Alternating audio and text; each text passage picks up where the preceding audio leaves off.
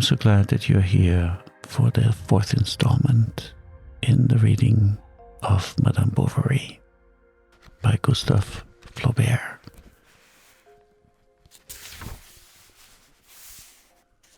Where were we? Okay. Yes, here we are. Now, Part 2, Chapter 2. Emma got out first, then Félicité, Monsieur Lheureux, and a nurse, and they had to wake up Charles in his corner, where he had slept soundly since night set in. Homais introduced himself. He offered his homage to Madame and his respects to Monsieur. Said he was charmed to have been able to render them some slight service, and added with a cordial air that he had ventured to invite himself, his wife being away. When Madame Bovary was in the kitchen, she went up to the chimney. With the tips of her fingers, she caught her dress at the knee, and having thus pulled it up to her ankle, held out her foot in its black boot to the fire above the revolving leg of mutton.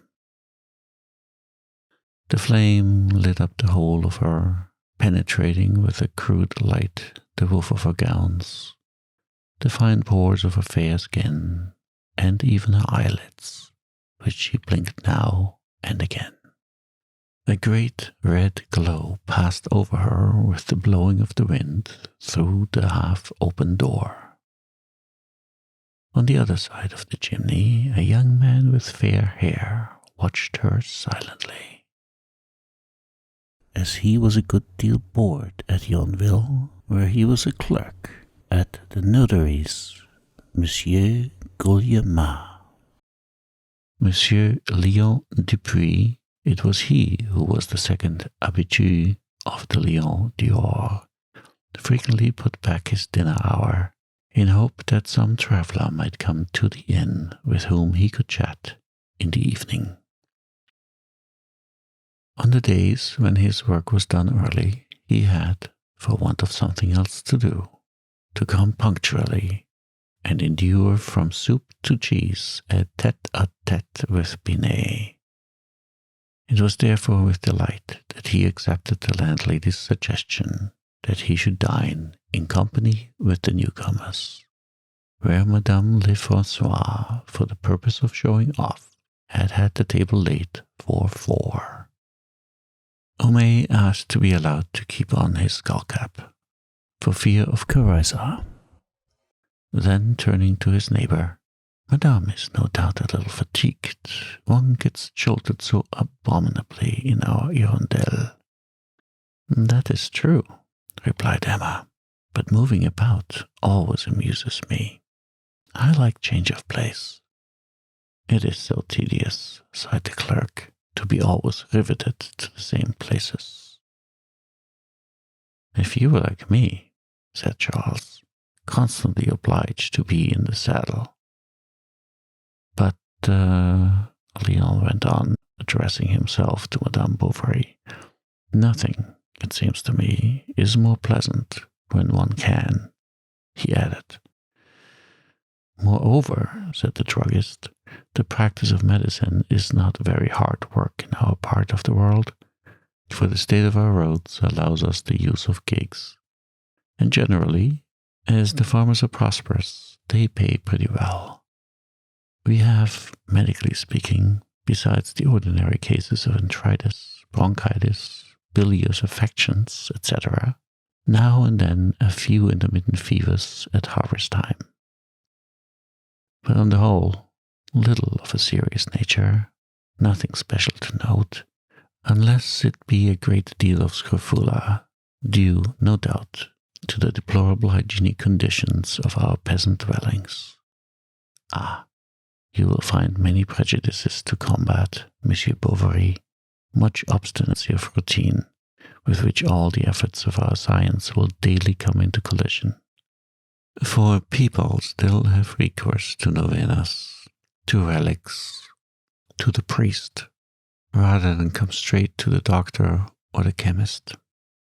The climate, however, is not, truth to tell, bad, and we even have a few nonagenarians in our parish. The thermometer, I have made some observations, falls in winter to 4 degrees centigrade at the outside, which gives us 24 degrees Reaumur as the maximum, or otherwise 54 degrees Fahrenheit, not more.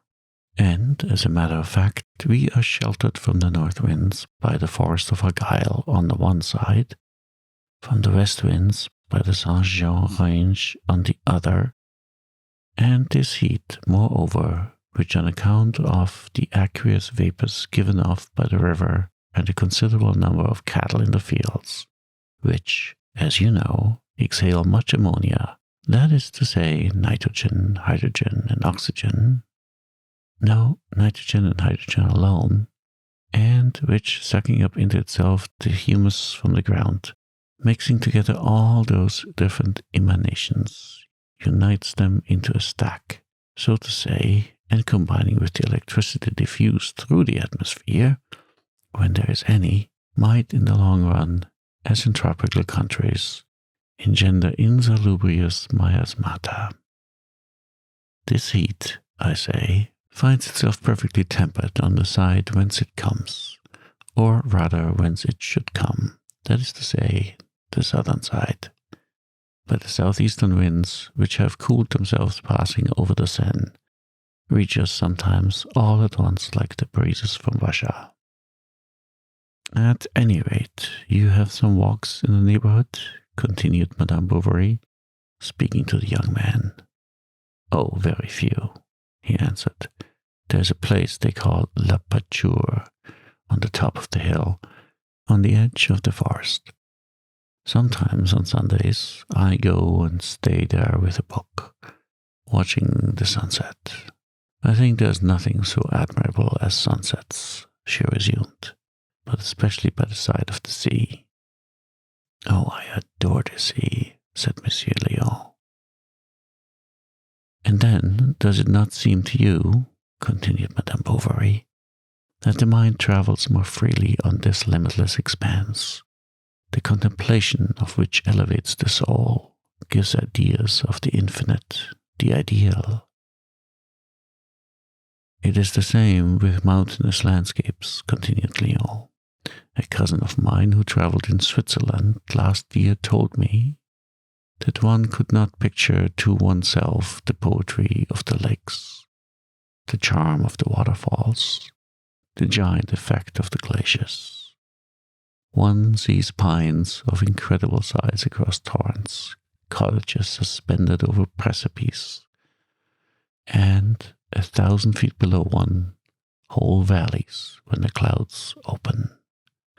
Such spectacles must stir the enthusiasm, incline to prayer, to ecstasy, and I no longer marvel at that celebrated musician who, the better to inspire his imagination, was in the habit of playing the piano before some imposing sight.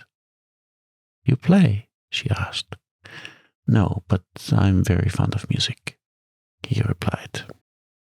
Ah, don't you listen to him, Madame Bovary, interrupted Homais, bending over his plate. That's sheer modesty. Why, my dear fellow, the other day in your room you were singing Langardienne ravishingly. I heard you from the laboratory. You gave it like an actor. Léon, in fact, lodged at the chemist's, where he had a small room on the second floor, overlooking the place. He blushed at the compliment of his landlord, who had already turned to the doctor, and was enumerating to him, one after the other, all the principal inhabitants of Yonville. He was telling anecdotes, giving information. The fortune of the notary was not known exactly. And there was the Tuvache household, who made a good deal of show. Emma continued, And what music do you prefer? Oh, German music. That which makes you dream, Have you been to the opera? Not yet, but I shall go next year when I am living at Paris to finish reading for the bar. As I had the honor of putting it to your husband, said the chemist, in regard to this poor Yanoda who has run away, you will find yourself, thanks to his extravagance, in the possession of one of the most comfortable houses of Yonville. Its greatest convenience for a doctor is a door giving on the walk, where one can go in and out unseen. Moreover, it contains everything that is agreeable in a household: a laundry, kitchen with offices, sitting room, fruit room, and so on. He was a gay dog who didn't care what he spent. At the end of the garden, by the side of the water, he had an arbor built just for the purpose of drinking beer in summer. And if Madame is fond of gardening, she will be able... My wife doesn't care about it, said Charles. Although she has been advised to take exercise, she prefers always sitting in a room reading. Like me, replied Léon. And indeed, what is better than to visit by one's fireside in the evening with a book, while the wind beats against the window and the lamp is burning? What indeed, she said, fixing her large black eyes wide open upon him. One thinks of nothing, he continued. The hours slip by. Motionless we traverse countries with fancy we see, and our thought, blending with the fiction, playing with the details, follows the outline of the adventures. It mingles with the characters, and it seems as if it were yourself palpitating beneath their costumes. That is true, she said. Has it ever happened to you, Léon went on, to come across some vague idea of one's own in a book? Some dim image that comes back to you from afar, and as the completest expression of your own slightest sentiment? I have experienced that, she replied. That is why, he said, I especially love the poets. I think verse is more tender than prose, and that it moves far more easily to tears. Still, in the long run it is tiring, continued Emma. Now I, on the contrary, adore stories that rush breathlessly along, that frighten one. I detest commonplace heroes and moderate sentiments such as there are in nature. In fact, observed the clerk, these works, not touching the heart, miss, it seems to me, the true end of art. It is so sweet, amid all the disenchantments of life, to be able to dwell in thought upon noble characters, pure affections, and pictures of happiness. For myself, living here, far from the world, this is my one distraction. But Yonville affords so few resources. I like toast, no doubt, replied Emma, and so I always subscribe to a lending library. If Madame will do me the honor of making use of it, said the chemist, who had just caught the last words, I have at her disposal a library composed of the best authors: Voltaire, Rousseau, Delille, Walter Scott, the Echo de Feuilleton, and in addition I receive various periodicals, among them the Fanal de Rouen daily, having the advantage to be its correspondent for the districts of Buchy, Fourche, Neufchâtel, Yonville, and vicinity. For 2 hours and a half they had been at the table. For the servant, Timis, carelessly dragging her old list slippers over the flags, brought one plate after the other, forgot everything, and constantly left the door of the billiard room half open, so that it beat against the wall with its hooks. Unconsciously, Léon, while talking, had placed his foot on one of the bars of the chair on which Madame Bovary was sitting. She wore a small blue silk necktie that kept up like a ruff, a goffered cambric collar, and with the movements of her head, the lower part of her face gently sunk into the linen or came out from it. Thus, side by side, while Charles and the chemist chatted, they entered into one of those vague conversations where the hazard of all that is said brings you back to the fixed center of a common sympathy. The Paris theatres, titles of novels, new collaterals, and the world they did not know. Toast, where she had lived, and Yonville, where they were. They examined all, talked of everything till to the end of dinner. When coffee was served, Félicité went away to get ready the room in the new house. And the guests soon raised the siege. Madame Lefrançois was asleep near the cinders, while the stable boy, lantern in hand, was waiting to show Monsieur and Madame Bovary the way home. Bits of straw stuck in his red hair, and he limped with his left leg. When he had taken in his other hand the curé's umbrella, they started. The town was asleep. The pillars of the market threw great shadows. The earth was all grey as on a summer's night. But as the doctor's house was only some 50 paces from the inn, they had to say good night almost immediately, and the company dispersed. As soon as she entered the passage, Emma felt the cold of the plaster fall about her shoulders like damp linen. The walls were new, and the wooden stairs creaked. In the bedroom, on the first floor, a whitish light passed through the curtainless windows. She could catch glimpses of treetops, and beyond, the fields, half drowned in the fog that lay reeking in the moonlight along the course of the river. In the middle of the room, pell-mell, were scattered drawers, bottles, curtain rods, gilt poles, with mattresses on the chairs and basins on the ground. The two men who had brought the furniture had left everything about carelessly. This was the fourth time that she had slept in a strange place. The first was the day of her going to the convent, the second of her arrival at Toast, the third at Vaubyessard, and this was the fourth.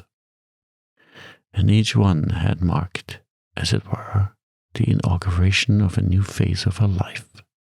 She did not believe that things could present themselves in the same way in different places, and since the portion of her life lived had been bad, no doubt that which remained to be lived would be better.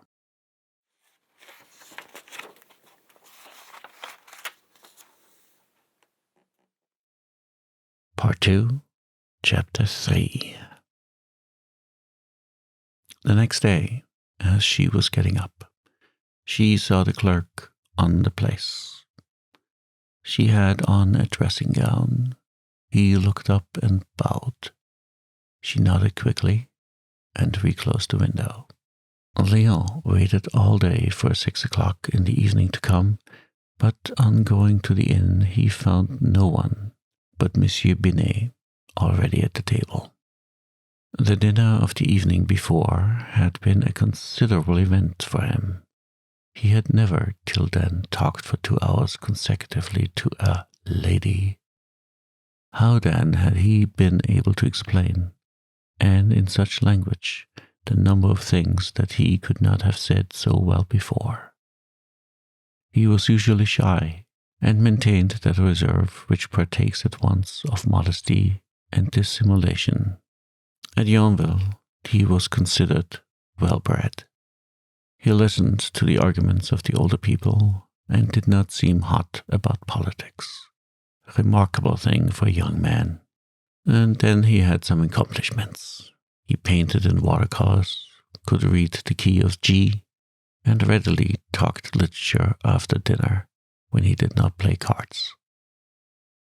Monsieur Homais respected him for his education. Madame Homais liked him for his good nature, for he often took the little Homais into the garden. Little brats who were always dirty, very much spoiled, and somewhat lymphatic, like the mother.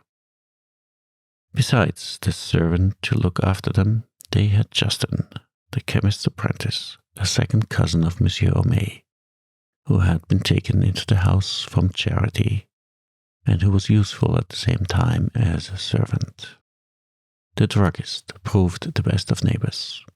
He gave Madame Bovary information as to the tradespeople, sent expressly for his own cider merchant, tasted the drink himself, and saw that the casks were properly placed in the cellar. He explained how to set about getting in a supply of butter cheap, and made an arrangement with Lestiboudois, the sacristan, who, besides the sacerdotal and funeral functions, looked after the principal gardens at Yonville by the hour or the year, according to the taste of the customer.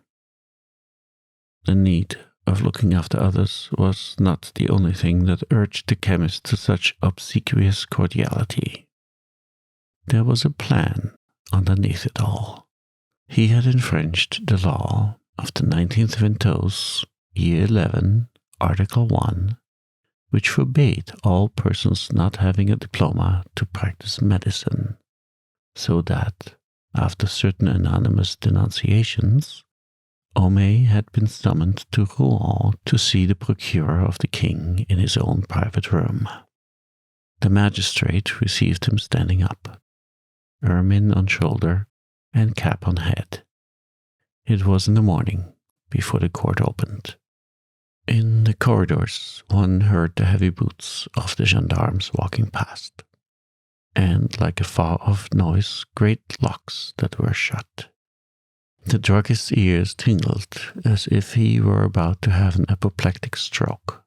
He saw the depths of dungeons, his family in tears, his shop sold, all the jars dispersed, and he was obliged to enter a café and take a glass of rum and seltzer to recover his spirits. Little by little, the memory of his reprimand grew fainter, and he continued, as heretofore, to give anodyne consultations in his back parlor. But the mayor resented it. His colleagues were jealous. Everything was to be feared. Gaining over Monsieur Bovary by his attentions was to earn his gratitude, and prevent his speaking out later on, should he notice anything. So every morning, Homais brought him the paper, and often in the afternoon left his shop for a few moments to have a chat with the doctor. Charles was dull. Patients did not come. He remained seated for hours without speaking, went into his consulting room to sleep, or watched his wife sewing. Then, for diversion, he employed himself at home as a workman. He even tried to do up the attic with some paint, which had been left behind by the painters. But money matters worried him. He had spent so much for repairs at Toast, for Madame's toilette, and for the moving, that the whole dowry, over 3,000 crowns, had slipped away in 2 years. Then how many things had been spoiled or lost during the carriage from Toast to Yonville, without counting the plaster curé, who, falling out of the coach at an over-severe jolt, had been dashed into 1,000 fragments on the pavements of Quincampoix. A pleasanter trouble came to distract him, namely, the pregnancy of his wife. As the time of her confinement approached, he cherished her the more. It was another bond of the flesh establishing itself, and, as it were, a continued sentiment of a more complex union. When from afar he saw her languid walk, and her figure without stays turning softly on her hips, when opposite one another he looked at her at his ease, while she took tired poses in her armchair. Then his happiness knew no bounds. He got up, embraced her, passed his hands over her face, called her little mama, wanted to make her dance, and half laughing, half crying, uttered all kinds of caressing pleasantries that came into his head. The idea of having begotten a child delighted him. Now he wanted nothing. He knew human life from end to end, and he sat down to it with serenity. Emma at first felt a great astonishment, then was anxious to be delivered that she might know what it was to be a mother, but not being able to spend as much time as she would have liked, to have a swing bassinet with rose silk curtains and embroidered caps. In a fit of bitterness, she gave up looking after the trousseau and ordered the whole of it from a village needlewoman, without choosing or discussing anything. Thus, she did not amuse herself with those preparations that simulate the tenderness of mothers. And so her affection was from the very outset, perhaps, to some extent, attenuated.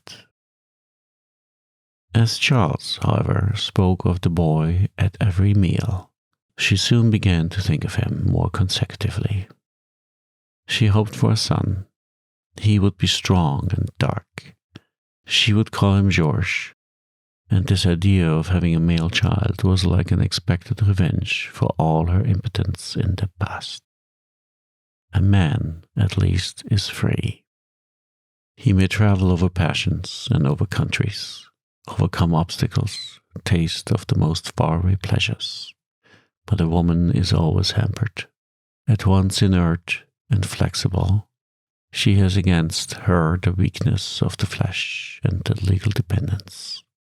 Her will, like the veil of a bonnet, held by a string, flutters in every wind. There is always some desire that draws her, some conventionality that restrains. She was confined on a Sunday at about 6 o'clock, as the sun was rising.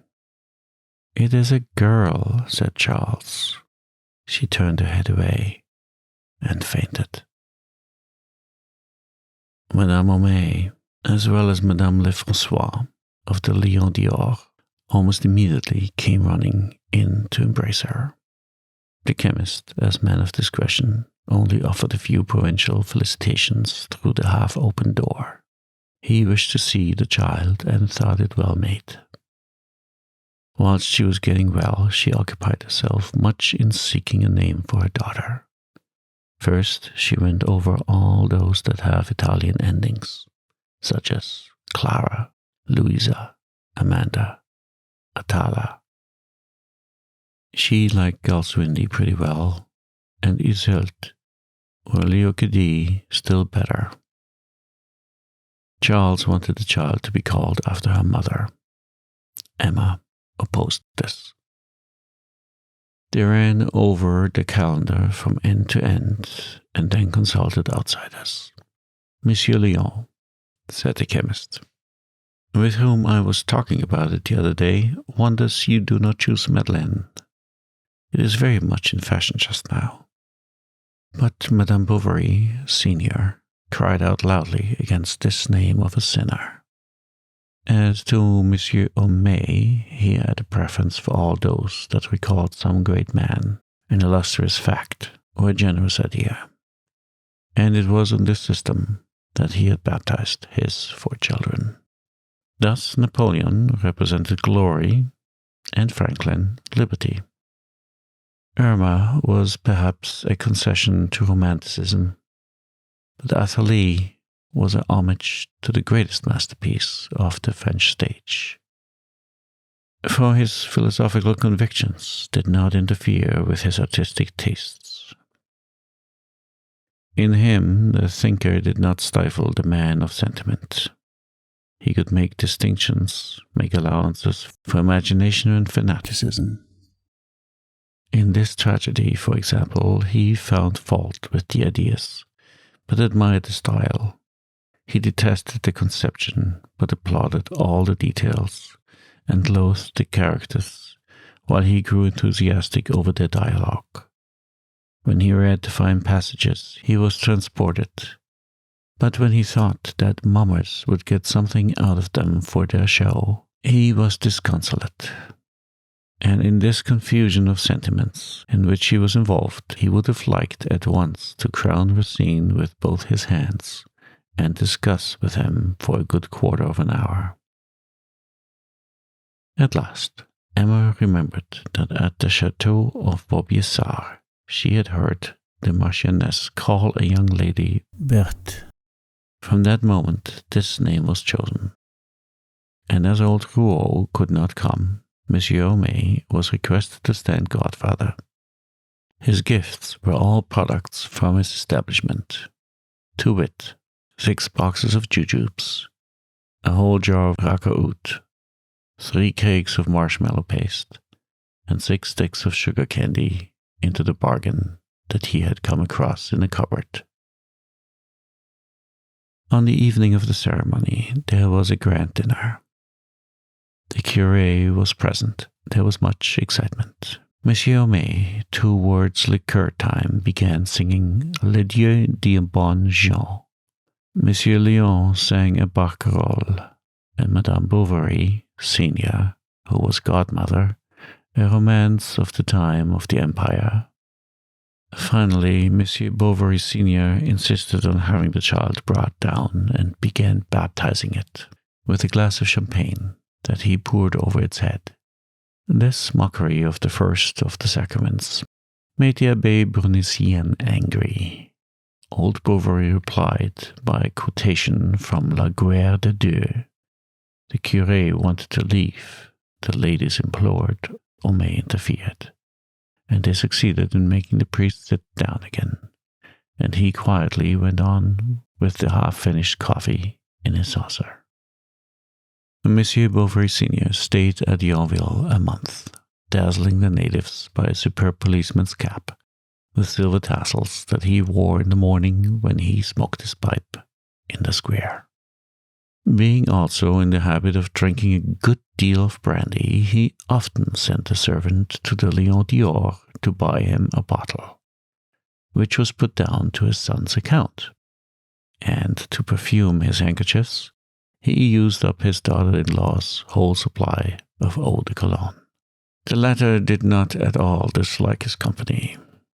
He had knocked about the world. He talked about Berlin, Vienna, and Strasbourg, of his soldier times, of the mistresses he had had, the grand luncheons of which he had partaken. Then he was amiable, and sometimes even, either on the stairs or in the garden, would seize hold of her waist, crying, "Charles, look out for yourself."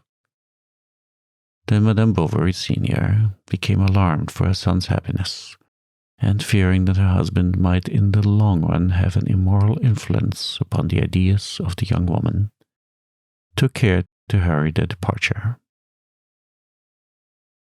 Perhaps she had more serious reasons for uneasiness. Monsieur Bovary was not the man to respect anything.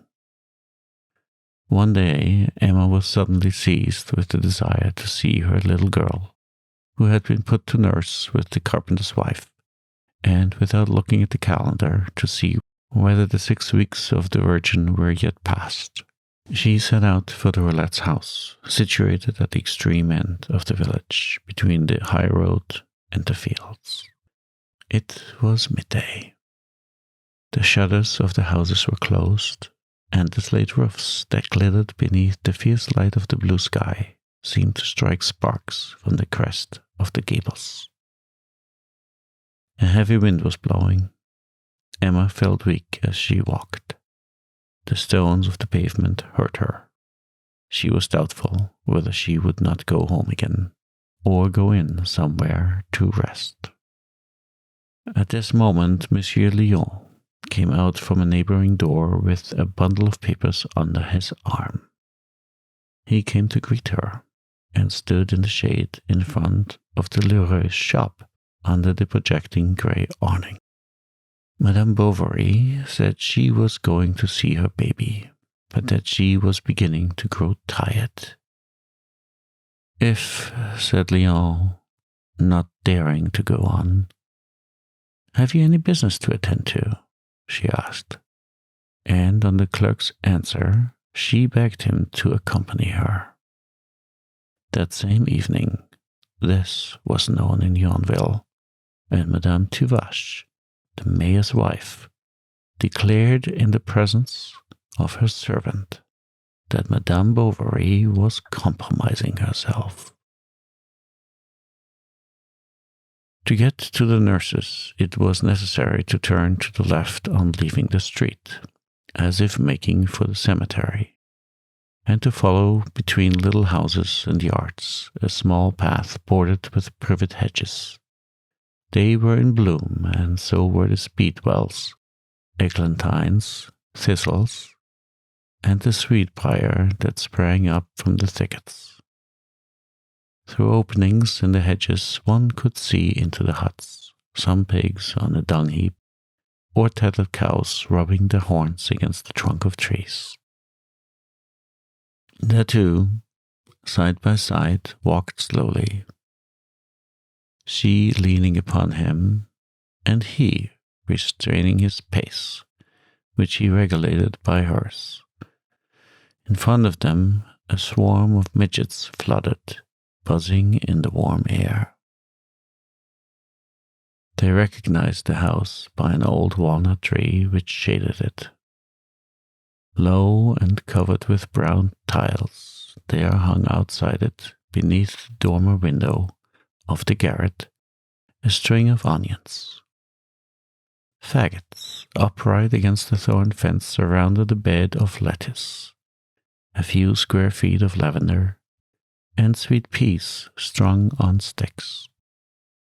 Dirty water was running here and there on the grass, and all around were several indefinite rags, knitted stockings, a red calico jacket, and a large sheet of coarse linen spread over the hedge.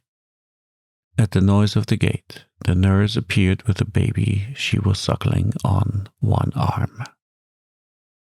With her other hand, she was pulling along a poor, puny little fellow, his face covered with scrofula, the son of a Rouen hosier, whom his parents, too taken up with their business, left in the country. Go in, she said. Your little one is there asleep.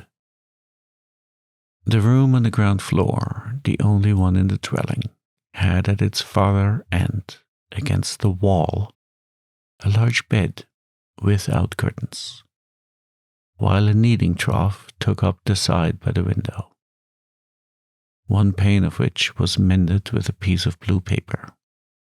In the corner behind the door, shining hobnailed shoes stood on a row under the slab of the washstand, near a bottle of oil with a feather stuck in its mouth. A Mathieu Landsberg lay on the dusty mantelpiece amid gunflints, candle ends, and bits of amadou. Finally, the last luxury in the apartment was a femme blowing her trumpets. A picture cut out, no doubt, from some perfumer's prospectus and nailed to the wall with 6 wooden shoe pegs. Emma's child was asleep in a wicker cradle. She took it up in the wrapping that enveloped it, and began singing softly as she rocked herself to and fro. Léon walked up and down the room.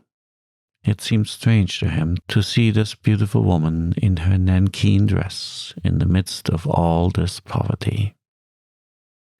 Madame Bovary reddened.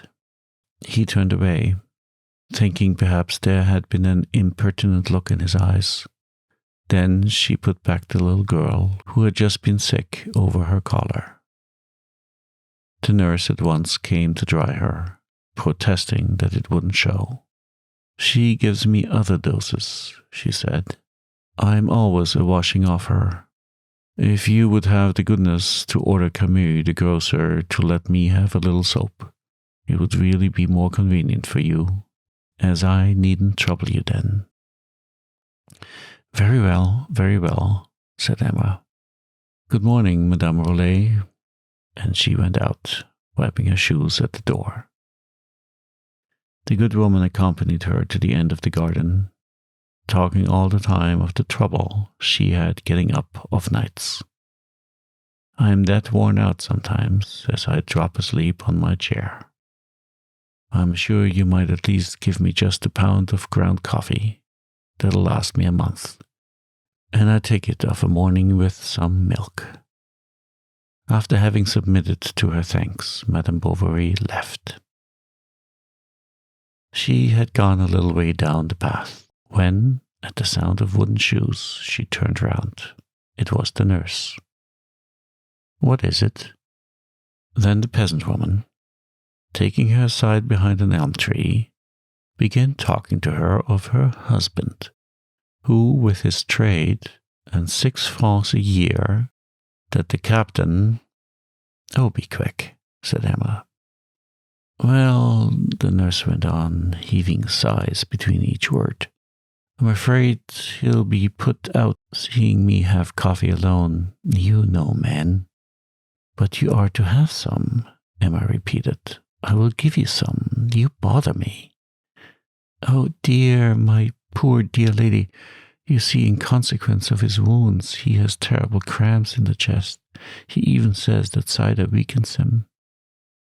"Do make haste, Mirelet." "Well," the latter continued, making a curtsy, "if it weren't asking too much," and she curtsied once more, "if you would," and her eyes begged, "a jar of brandy," she said at last, "and I'd rub your little one's feet with it. They're as tender as one's tongue." Once rid of the nurse, Emma again took Monsieur Lyon's arm. She walked fast for some time, then more slowly, and looking straight in front of her, her eyes rested on the shoulder of the young man, whose frock coat had a black velvety collar. His brown hair fell over it, straight and carefully arranged. She noticed his nails, which were longer than one wore them at Yonville. It was one of the clerk's chief occupations to trim them, and for this purpose he kept a special knife in his writing desk. They returned to Yonville by the waterside. In the warm season, the bank, wider than at other times, showed to their foot the garden walls, whence a few steps led to the river. It flowed noiselessly, swift, and cold to the eye. Long, thin grasses huddled together in it as the current drove them, and spread themselves upon the limpid water like streaming hair. Sometimes, at the tip of the reeds or on the leaf of the water lily, an insect with fine legs crawled or rested. The sun pierced with a ray the small blue bubbles of the waves that, breaking, followed each other. Branchless old willows mirrored their grey backs in the water. Beyond, all around, the meadows seemed empty. It was the dinner hour at the farms. And the young woman and her companion heard nothing as they walked but the fall of their steps on the earth of the path, the words they spoke, and the sound of Emma's dress rustling around her. The walls of the gardens with pieces of bottle on their coping were hot as the glass windows of a conservatory. Wallflowers had sprung up between the bricks, and with the tip of her open sunshade, Madame Bovary, as she passed, made some of the faded flowers crumble into a yellow dust, or a spray of overhanging honeysuckle and clematis caught in its fringe and dangled for a moment over the silk. They were talking of a troupe of Spanish dancers who were expected shortly at the Rouen theatre. "Are you going?" she asked. "If I can," he answered. Had they nothing else to say to one another? Yet their eyes were full of more serious speech, and while they forced themselves to find trivial phrases, they felt the same languor stealing over them both. It was the whisper of the soul, deep, continuous, dominating that of their voices. Surprised with wonder at this strange sweetness, they did not think of speaking of the sensation or of seeking its cause. Coming joys, like tropical shores, throw over the immensity before them their inborn softness, an odorous wind, and we are lulled by this intoxication without a thought of the horizon that we do not even know. In one place, the ground had been trodden down by the cattle. They had to step on large green stones put here and there in the mud. She often stopped for a moment to look where to place her foot, and tottering on a stone that shook, her arms outspread, her form bent forward with a look of indecision, she would laugh, afraid of falling into the puddles of water. When they arrived in front of her garden, Madame Bovary opened the little gate, ran up the steps, and disappeared. Léon returned to his office. His chief was away. He just glanced at the briefs, then cut himself a pen, and at last took up his hat and went out. He went to La Pâture at the top of the Argyle Hills, at the beginning of the forest. He threw himself upon the ground under the pines and watched the sky through his fingers. "How bored I am," he said to himself. "How bored I am." He thought that he was to be pitied for living in this village, with Homais for a friend, and Monsieur Guillaume for master. The latter, entirely absorbed by his business, wearing gold-rimmed spectacles and red whiskers over a white cravat, understood nothing of mental refinements, although he affected a stiff English manner, which in the beginning had impressed the clerk. As to the chemist's spouse, she was the best wife in Normandy, gentle as a sheep, loving her children, her father, her mother, her cousins, weeping for others' woes, letting everything go in her household, and detesting corsets. But so slow of movement, such a bore to listen to, so common in appearance, and of such restricted conversation, that although she was 30, he only 20, although they slept in rooms next each other, and he spoke to her daily, he never thought that she might be a woman for another, or that she possessed anything else of her sex than the gown. And what else was there? Binet, a few shopkeepers, 2 or 3 publicans, the curé, and finally Monsieur Tuvache, the mayor, with his 2 sons, rich, crabbed, obtuse persons, who farmed their own lands and had feasts among themselves, bigoted to boot, and quite unbearable companions. But from the general background of all these human faces, Emma's stood out isolated and yet farthest off. For between her and him, he seemed to see a vague abyss. In the beginning, he had called on her several times, along with the druggist. Charles had not appeared particularly anxious to see him again, and Léon did not know what to do between his fear of being indiscreet and a desire for an intimacy that seemed almost impossible.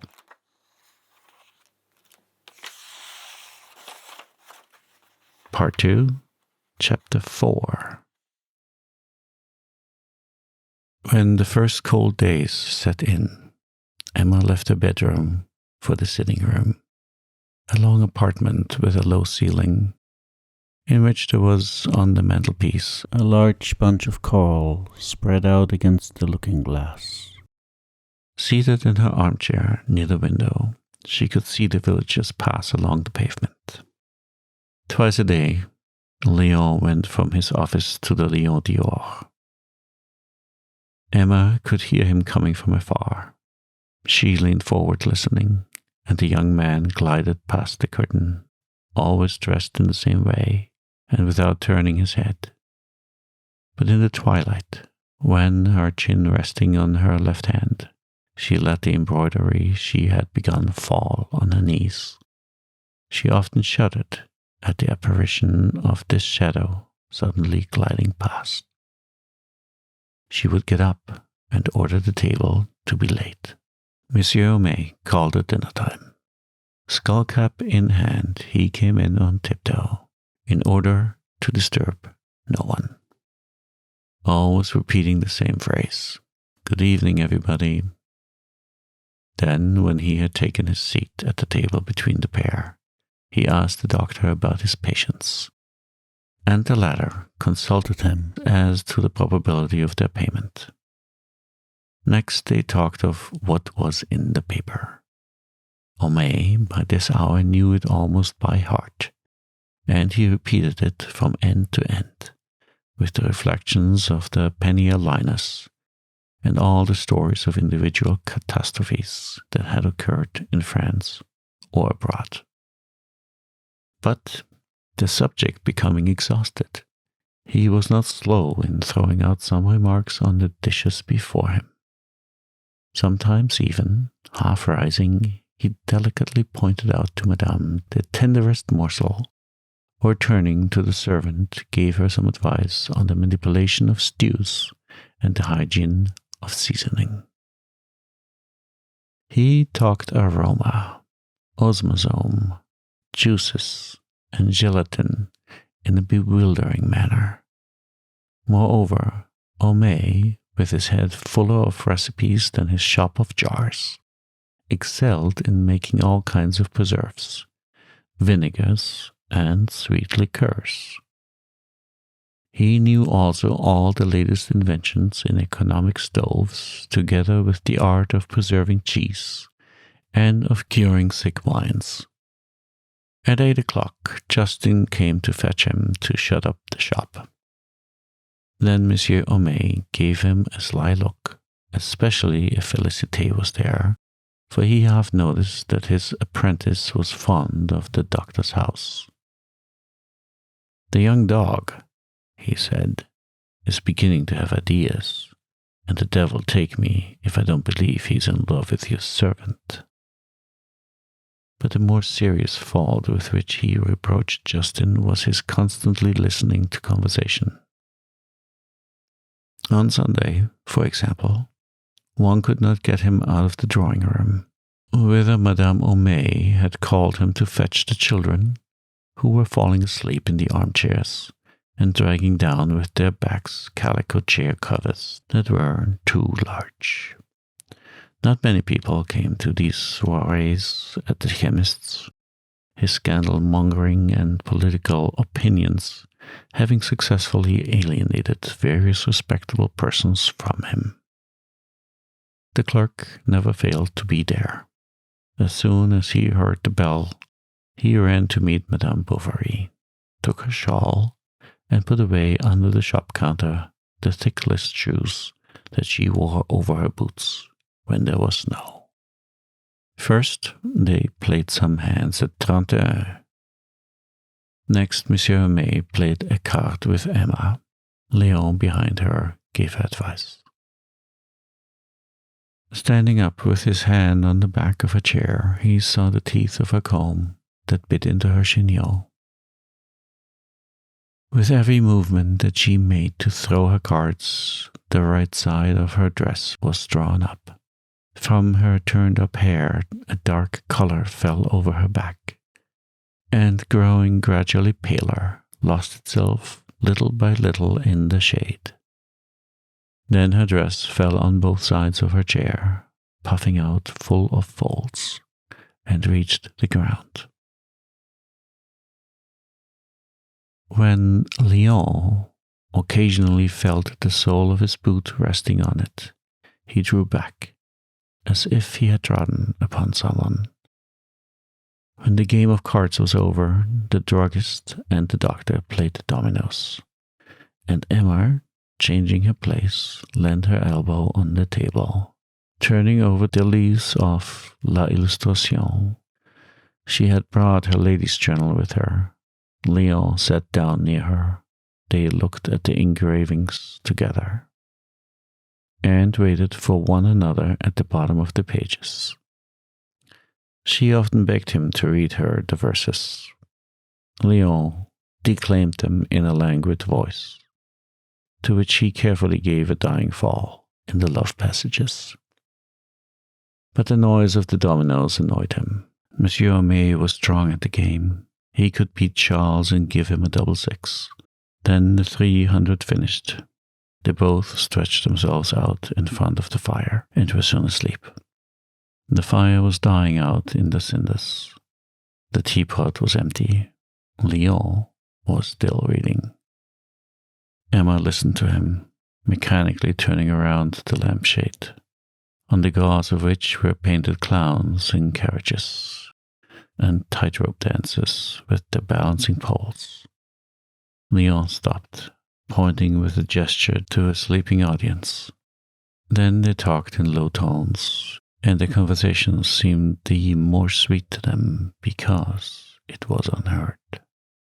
Thus a kind of bond was established between them, a constant commerce of books and of romances. Monsieur Bovary, little given to jealousy, did not trouble himself about it. On his birthday he received a beautiful phrenological head, all marked with figures to the thorax and painted blue. This was an attention of the clerk's. He showed him many others, even to doing errands for him at Rouen. And the book of a novelist, having made the mania for cactuses fashionable, Leon bought some for Madame Bovary, bringing them back on his knees in the hirondelle, pricking his fingers on their hard hairs. She had a board with a balustrade fixed against her window to hold the pots. The clerk, too, had his small hanging garden. They saw each other tending the flowers at their windows. Of the windows of the village, there was one yet more often occupied, for, on Sundays, from morning to night, and every morning when the weather was bright, one could see at the dormer window of the garret the profile of Monsieur Binet bending over his lathe, whose monotonous humming could be heard at the Lion d'Or. One evening on coming home, Leon found in his room a rug in velvet and wool with leaves on a paler ground.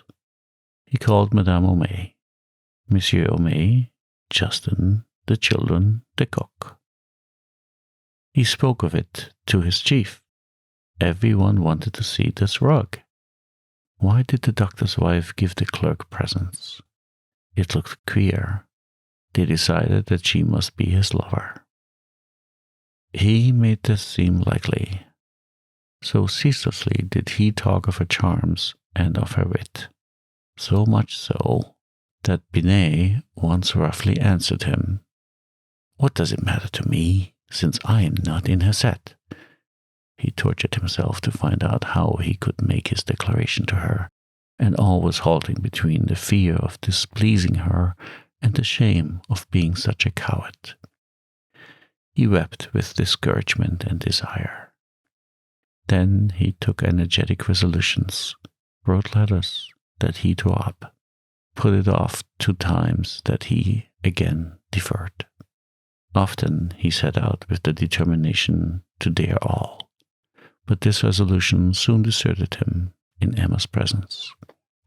And when Charles, dropping in, invited him to jump into his chaise to go with him to see some patient in the neighborhood, he at once accepted, bowed to Madame, and went out. Her husband, was he not something belonging to her? As to Emma, she did not ask herself whether she loved. Love, she thought, must come suddenly, with great outbursts and lightnings, a hurricane of the skies, which falls upon life, revolutionizes it, roots up the will like a leaf, and sweeps the whole heart into the abyss. She did not know that on the terrace of houses it makes lakes when the pipes are choked, and she would thus have remained in her security when she suddenly discovered a rent in the wall of it.